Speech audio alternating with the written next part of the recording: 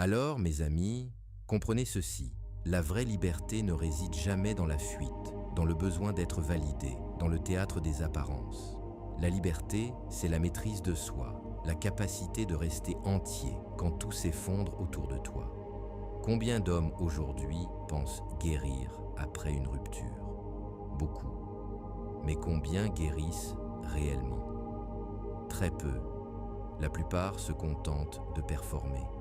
Ils publient des citations sur l'amour-propre, des photos de fêtes, des voyages, et écrivent « nouveau chapitre » ou « sans regret ».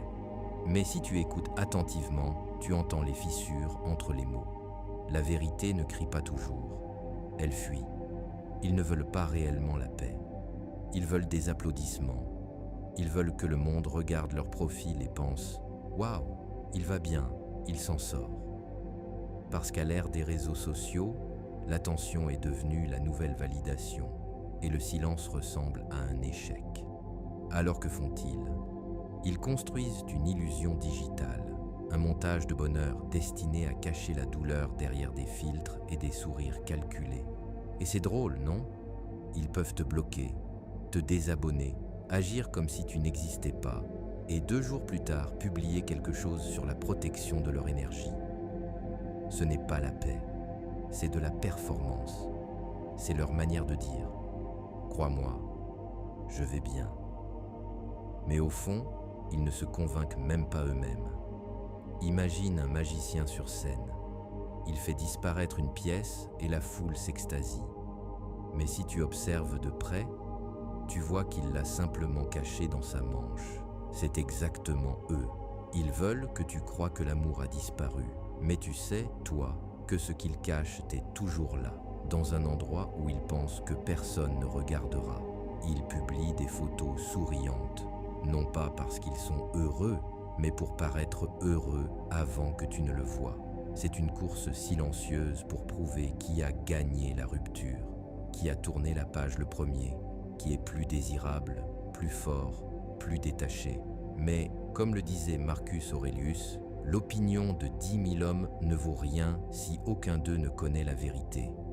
La vérité, c'est que le spectacle n'est pas pour toi, il est pour eux-mêmes. Parce que dès qu'ils cessent de poster, dès qu'ils arrêtent de performer, le silence devient insupportable. Ils commencent à ressentir le poids de ce qu'ils ont perdu. Alors, ils continuent d'alimenter l'illusion. Nouvelles photos, nouvelles histoires, nouvelles personnes. Tout pour détourner l'attention du vide qu'ils prétendent ne pas ressentir. Et la tragédie, ça ne fonctionne jamais vraiment. On ne peut pas poster sa douleur. On ne peut pas filtrer le regret.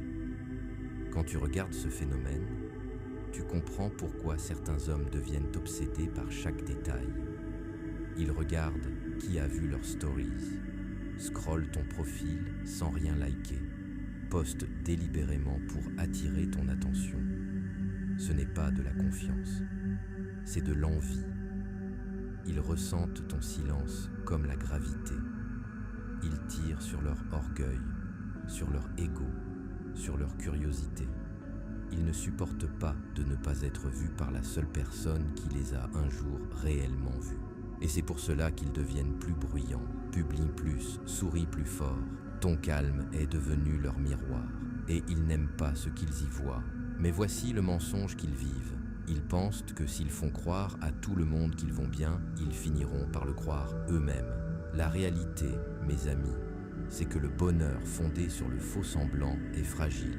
Il craque dès qu'il n'y a plus de distraction. Les stoïciens l'avaient compris bien avant Instagram. La vraie paix n'a rien à prouver. Elle n'a pas besoin de posts, de comparaison ou de compétition. Elle existe simplement. Et c'est là que réside ta force. Tu n'as pas besoin de réagir. Tu n'as pas besoin de répondre à chaque signal. Tu n'es plus dans le spectacle. Tu as quitté la scène alors qu'eux jouent encore. Laisse-leur la foule. Toi, tu marches vers la paix. Et la paix n'a pas besoin de spectateurs. Pendant qu'ils s'acharnent à prouver qu'ils ont gagné, toi, tu apprends à te détacher, à grandir, à reprendre ton focus. Et plus tu restes ancré, plus leur illusion commence à s'effondrer. Les applaudissements diminuent, les amis s'occupent de leur vie. L'attention ralentit, et soudain, ils se retrouvent seuls face à la vérité. Le spectacle est fini, et le vide est toujours là. Ce n'est pas qu'ils ne regrettent pas.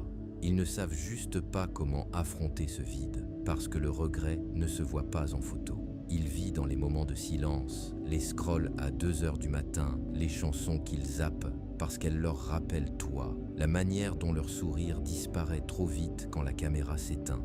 Et un jour, ils comprendront que toutes leurs publications étaient vaines. Peu importe le nombre de likes, rien ne peut remplir l'espace que tu as laissé. Comme disait Sénèque, celui qui se laisse séduire par les louanges vides est lui-même vide. Et c'est là que tu te démarques. Tu ne cours pas derrière eux, tu ne réagis pas à leurs signaux. Tu observes. Tu te tiens debout, calme, solide, comme la montagne qu'ils ont perdue. Chaque fois que tu choisis le calme plutôt que la réaction, tu envoies un message plus puissant que n'importe quel poste. Je n'ai pas besoin de toi pour être entier. Et ce message, mes amis, transforme leurs regrets en tempête intérieure.